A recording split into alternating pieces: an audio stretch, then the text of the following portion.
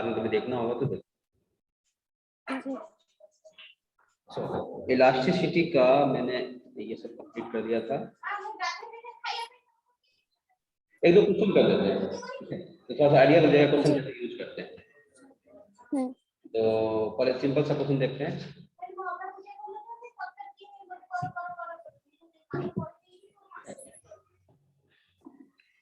So first question number 1, okay. तो पहले formula recall कर लो, फॉर्मूला का क्या बताया था। फर्स्ट फॉर्मूला मैंने बताया था यंग मॉडुलस का। यंग मॉडुलस का फॉर्मूला याद करो, स्ट्रेस बाय स्ट्रेन, ये फॉर्मूला होती है, stress by strain. Okay, stress को मैंने बोला था फोर्स बाय एरिया होती है, और स्ट्रेन को बोलते हैं change in length bye original length, ठीक है। ये का मतलब याद रखना पाई आर स्क्वायर, ठीक है। नेक्स्ट सेकेंड फॉर्मूला होती है बल्क मॉडुलस का। बल्क मॉडुलस का फॉर्मूला मैंने बताया था, बल्क मॉडुलस ये भी स्ट्रेस बाय स्ट्रेन होती है, फॉर्मूला वही होता है स्ट्रेस बाय स्ट्रेन, लेकिन ये जनरली लिक्विड में यूज करते हैं। तो स्ट्रेस का मतलब फोर्स बाय एरिया है ना, और फोर्स बाय एरिया को हम लोग प्रेशर बोल सकते हैं। तो delta P by strain, strain लिखते हैं डेल्टा वी बाय वी, ये लिखा जाता है, ठीक है। तो ये माइनस साइन आता है delta P into V by delta V. Minus sign क्यों आया? बिकॉज जब प्रेशर को बढ़ाओगे तो वॉल्यूम क्या होगी, डिक्रीज करेगी। That's why change in volume क्या होती है, डेल्टा वी क्या होता है, नेक्स्ट इज रिजिडिटी मॉडुलस। इसका फॉर्मूला मैंने बोला था, ये भी स्ट्रेस बाय स्ट्रेन होती है सेम। इसका फॉर्मूला मैंने बोला था tangential force by area upon theta. ये याद करो, मैंने इस तरह से बताया था। थीटा क्या लेते हैं, थीटा हम लोग ये अगर इस तरह का है ना, तो इसको शिफ्ट करेंगे, ये इधर आएगी, इधर आएगी, इसको ज्वाइन करेंगे, ये जो एंगल होता है this angle is called theta.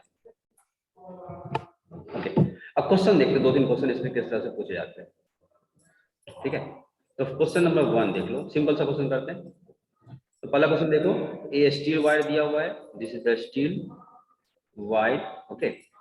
इसकी लेंथ गिवन है, length equal to 4 metre, okay. Diameter given है, diameter equal to 5 millimetre, okay. Is stretch by 5 kg weight, 5 kg weight given है, ठीक है। फाइंड इंक्रीज इन लेंथ, ये find करनी है, ठीक है। सो और यंग मॉडुलस गिवन है, given Young modulus y, Young modulus of steel 2.4 into 10 to the power 12, ठीक है, डाइन पर सेंटीमीटर स्क्वायर। तो क्वेश्चन में अगर इंक्रीज इन लेंथ निकालना है, इसका मतलब हमें क्या फाइंड करनी है, डेल्टा एल फाइंड करनी है, जी सर, ठीक है। और y अगर दिया रहेगा, इसका मतलब y देख के समझ जाओगे कि इसमें यंग मॉडुलस का फॉर्मूला लाएगा, कुछ नहीं करना है, फॉर्मूला लगा दो। तो y इक्वल टू, देखो ये वाला फॉर्मूला फोर्स बाय एरिया है ना, तो force by area into delta L by L, ये आ जाएगा L by delta L. Delta L निकालनी है तो डेल्टा एल की वैल्यू फाइंड करो यहाँ से, डेल्टा एल इक्वल टू क्या लिखोगे, F into L by A into Y, हो गया बाय। अब सबकी वैल्यू पुट कर दो, आंसर आ जाएगा। अब यहाँ पे डेटा देखो, डेटा ये दिया हुआ है डाइन में, ये डाइन में दिया हुआ है, तो डेटा अगर डाइन में दिया हुआ है तो डाइन के फॉर्म में कन्वर्ट कर दो, ओके। तो फोर्स को डाइन में लिखेंगे, तो 5 kg वेट, ओके। तो फोर्स को पहले कन्वर्ट करो, फोर्स का मतलब अगर केजी वेट लिखा रहेगा इसका मतलब mg होता है, ओके। तो 5 kg वेट का मतलब 5, ठीक है, केजी को ग्राम में कन्वर्ट करो 5000, और जी का वैल्यू सीजीएस में ले लो, जी का वैल्यू सीजीएस में 980, ओके। सबकी वैल्यू पुट करते हैं, 5000 into 980 into length, length given है 4 मीटर, मीटर को सेंटीमीटर में चेंज करो, that is 400 by area, area का मतलब पाई आर स्क्वायर, तो 22/7 आर स्क्वायर। डायमीटर गिवन है मिलीमीटर, ओके। मिलीमीटर को सेंटीमीटर बनाएंगे तो 0.5 सेंटीमीटर, पाई आर स्क्वायर, तो इसका ये डायमीटर, ठीक है। तो आर की वैल्यू क्या हो जाएगी, आर की वैल्यू 0.5/2 सेंटीमीटर, ओके। तो इसको स्क्वायर करेंगे तो 0.5/2 का होल स्क्वायर इंटू y की वैल्यू पुट कर दो 2.4 10 सॉल्व कर दोगे जो आएगा ये तुम्हारा आंसर हो गया। ठीक है जी सर। ये फर्स्ट क्वेश्चन। फिर एक क्वेश्चन देख लेते हैं क्वेश्चन नंबर 2। ठीक है question is when A pressure on a sphere is increased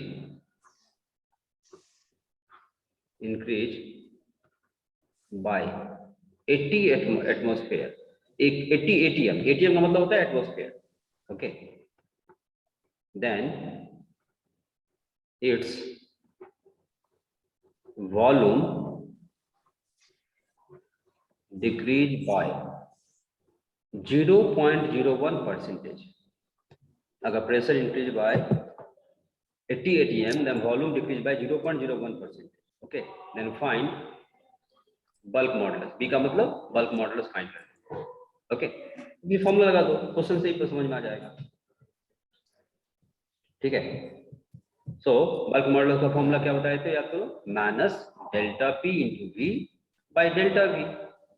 percentage का मतलब समझना कभी भी परसेंटेज अगर लिखा रहेगा ऐसा क्वेश्चन लिखा रहेगा तो परसेंटेज का जनरल फॉर्मूला होता है percentage equal to final value minus initial value upon initial value into 100। ये परसेंटेज का जनरल फॉर्मूला होता है कहीं पे भी अप्लाई कर सकते हो। ठीक है जहां भी परसेंटेज तुम्हें निकालना होगा तो ये फॉर्मूला हम लोग हर जगह अप्लाई कर सकते हैं। तो अगर तुम्हें फाइंड करनी है वॉल्यूम डिक्रीज तो परसेंटेज वॉल्यूम का मतलब क्या हो जाएगा final volume initial volume into 100। Okay final volume minus initial volume इसको लिखते हैं change in volume. Initial volume मतलब v इंटू 100 ये इसका मीनिंग होता है डेल्टा v का मतलब। ये दिया हुआ है डेल्टा v हाउ मच 0.01%। तो this is 0.01% equal to delta v by v to 100 ये दिया हुआ है। तो डेल्टा v बाई v की वैल्यू यहाँ से क्या निकलेगा 0.01% को 100 से डिवाइड कर देंगे। This is equal to decimal को हटाओगे तो 100 फिर आ जाएगा इसका मतलब 10⁻⁻⁴ ये आ जाएगी डेल्टा v बाई v की वैल्यू। ऐसा नहीं आता जी सर। अब फॉर्मूला लगा दो। तो इस फॉर्मूले को अगर थोड़ा सा देखेंगे तो ऐसे लिख सकते हैं delta v by delta v by v ऐसे लिख सकते हैं है ना। हमें निकालनी है बल्क मॉडुलस तो बल्क मॉडुलस की वैल्यू निकाल लो माइनस पी डेल्टा पी का मतलब प्रेशर। ओके प्रेशर ऑलरेडी दिया हुआ है 80 atm है ना तो इसको लिखो माइनस साइन हटा दो माइनस का मतलब डायरेक्शन होता है।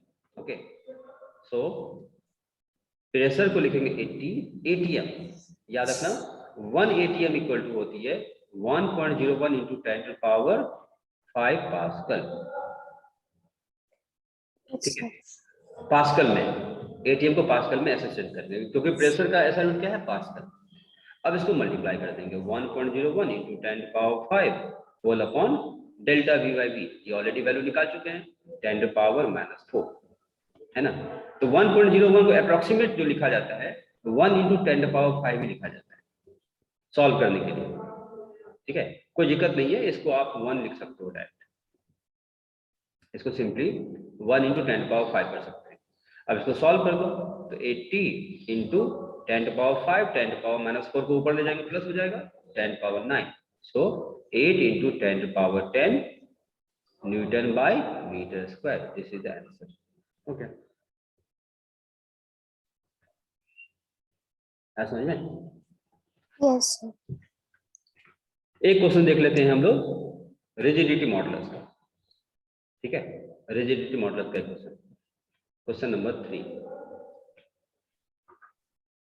ठीक है a 5 centimeter cube has its upper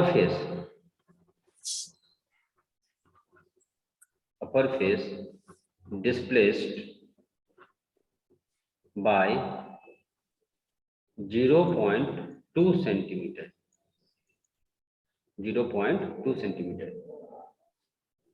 by a tangential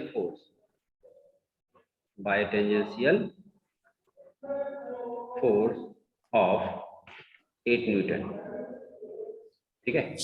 find पहला sharing strain, second sharing stress, ठीक है, and third rigidity modulus of elasticity.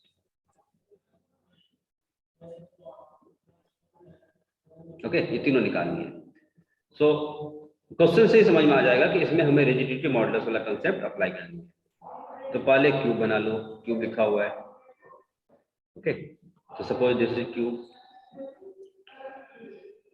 Rigidity modulus का सेम पैटर्न है, क्वेश्चन का पैटर्न सेम आता है, ज्यादा इसमें कुछ करना नहीं पड़ता है, सेम पैटर्न में क्वेश्चन आते हैं। अब ये मैंने बोला था रिजिडिटी मॉडुलस में इसको फिक्स करते हैं, ये बॉटम जो फेस होती है ये फिक्स हो जाता है। अपर सरफेस पे एक टेंजेंशियल फोर्स अप्लाई करते हैं इधर, ठीक है। तो ये जो टेंजेंशियल फोर्स अप्लाई करेंगे तो ये जो साइड है, ये साइड इसका शिफ्ट हो जाएगा, ये साइड इसका शिफ्ट हो जाएगा। तो let's suppose this side comes at this position, ठीक है। अब क्या करो, इसके बॉटम वाले सरफेस से, बॉटम वाले कॉर्नर से इसे ज्वाइन कर दो, इस तरह से ज्वाइन होगा ये, ठीक है। अब ये वर्टिकल के साथ जो एंगल बनाती है, इस एंगल को हम लोग बोलते हैं शेयरिंग स्ट्रेन, ये टेंजेंशियल फोर्स Ft है ना। तो फर्स्ट पार्ट शेयरिंग स्ट्रेन है ना, तो शेयरिंग स्ट्रेन हम लोग क्या बोल लेते हैं, theta is called sharing strain, okay. तो शेयरिंग स्ट्रेन थीटा, इसका मतलब क्या होगा, याद करो मैंने बताया था tan थीटा लगाते थे। तो tan थीटा के लिए परपेंडिकुलर मतलब ये लेंथ डेल्टा एल बाई ये वाली लेंथ, परपेंडिकुलर बाय बेस मतलब साइड लेंथ, इसका मान लो अगर साइड लेंथ एल है तो डेल्टा एल बाई एल, यही होता है shearing strain. tan theta equal to perpendicular by base, okay. तो परपेंडिकुलर मतलब ये वाली लेंथ, परपेंडिकुलर बाय बेस का मतलब ये वाली लेंथ, tan थीटा अप्लाई करते हैं, ठीक है। तो यहाँ पे थीटा के टर्म में नहीं निकालना है, यहाँ पे डायरेक्टली तुम्हें डिस्प्लेस दे दिया है ना। Yes, sir. डेल्टा एल दे दिया centimetre, length side length already है 5 सेंटीमीटर, तो 5 सेंटीमीटर Yes, सॉल्व कर sir. लो। तो this value comes to be 0.04 हो गया, इसी को शेयरिंग स्ट्रेन बोलते हैं, है ना। This is sharing strain. Now the next part is sharing stress.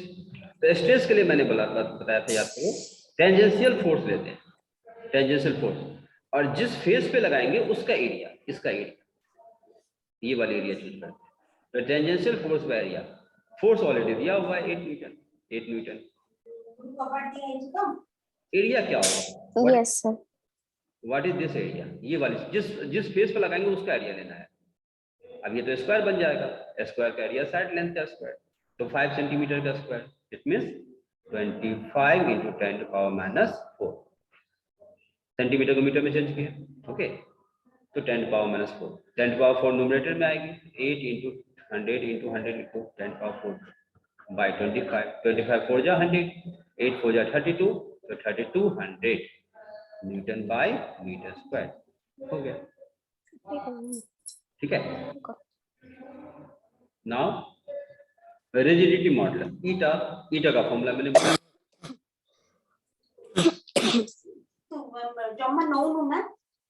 Stress by, Yes, sir. है ना। स्ट्रेस का वैल्यू ऑलरेडी निकाल चुके हैं 32, स्ट्रेन की वैल्यू ऑलरेडी निकाल चुके हैं 0.04, है ना। सॉल्व कर लो, this comes to be 8 × 10⁻⁴ newton by metre square, ठीक है। ऐसा समझ में? Yes, sir. चलो अब थोड़ा आगे हम लोग करते हैं। इंपॉर्टेंट कंसेप्ट है स्ट्रेस स्ट्रेन कर्व, बहुत इंपॉर्टेंट है, इस पे क्वेश्चन हमेशा पूछा जाता है। स्ट्रेन कर्व काफी इंपॉर्टेंट कंसेप्ट है, ठीक है। जी सर। इस कंसेप्ट से तुम्हारे हमेशा कॉम्पिटिटिव में क्वेश्चन आते हैं, इस ग्राफ से, सो स्ट्रेस रेसिस्टेंस कर्व ये निकालते कैसे हैं पहले समझ लो। इसका एक्सपेरिमेंटल एक वैल्यू होती है, एनसीईआरटी बुक में दिया हुआ है, एक्सपेरिमेंटल रिजल्ट। एक्सपेरिमेंट करते हैं, उस एक्सपेरिमेंट के बाद ये ग्राफ को प्लॉट किया जाता है। ओके, सो इसका मेथड क्या है देखो।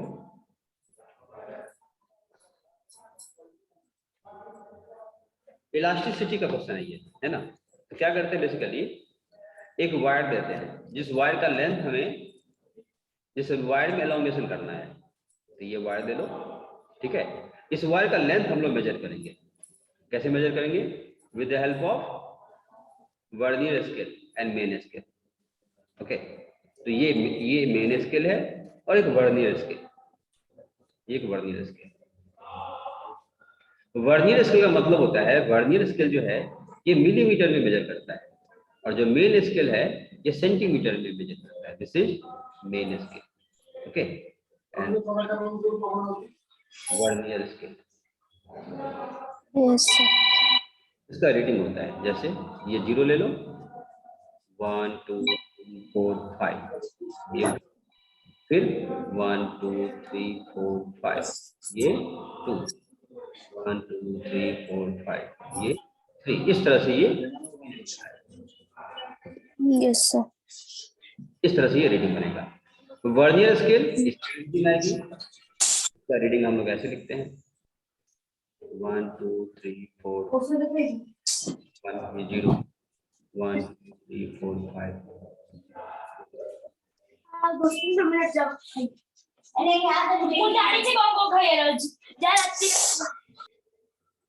ठीक है, अब यहाँ पे ये वायर है, दिस इज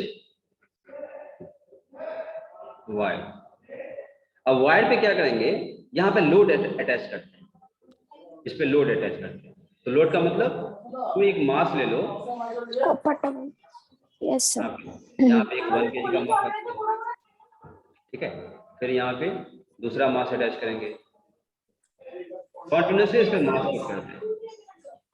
मास को पुट करने के बाद इस रॉड में, इस वायर में जो भी एलोंगेशन आता है, उस एलोंगेशन को हम लोग मेजर करेंगे, ठीक है, with the help of Yes, sir. Vernier scale and main scale.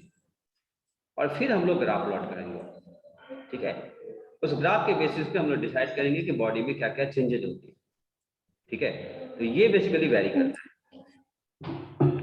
तो थोड़ा इसको नोट डाउन कर लेते हैं, क्योंकि ये अगर एग्जाम होगा, स्कूल का एग्जाम होगा, अगर सब्जेक्टिव एग्जाम होगा तो ये क्वेश्चन आएगा ही आएगा, गारंटी क्वेश्चन आएगा, ठीक है। जी सर। तो पहले थोड़ा सा बुक लेते हैं इसमें, उसके बाद इसका ग्राफ प्लॉट, ठीक है। Consider a wire of uniform cross section area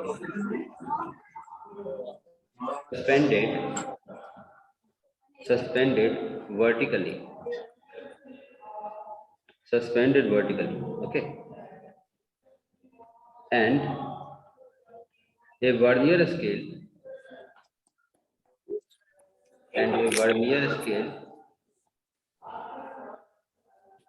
and a main scale.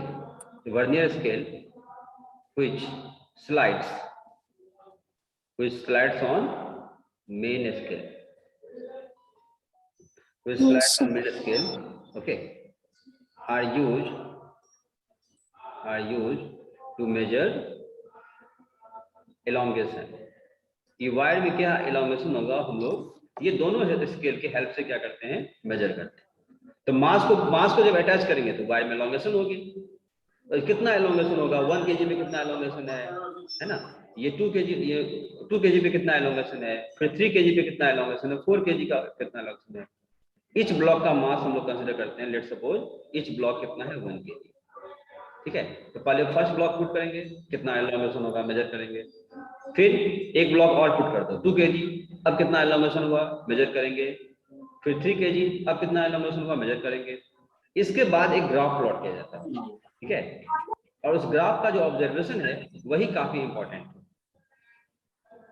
आई बात समझ में? जी सर। ग्राफ की ऑब्जर्वेशन, जी तो द ग्राफ का जो ऑब्जर्वेशन आएगा 10 मिनट, चलो देखते हैं।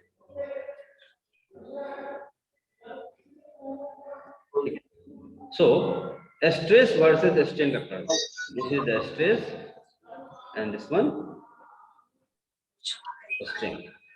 ठीक है, स्ट्रेस का मतलब फोर्स बाय एरिया, ये 1 kg पुट करेंगे, इस वायर का एरिया है, इससे हम निकाल सकते हैं स्ट्रेस।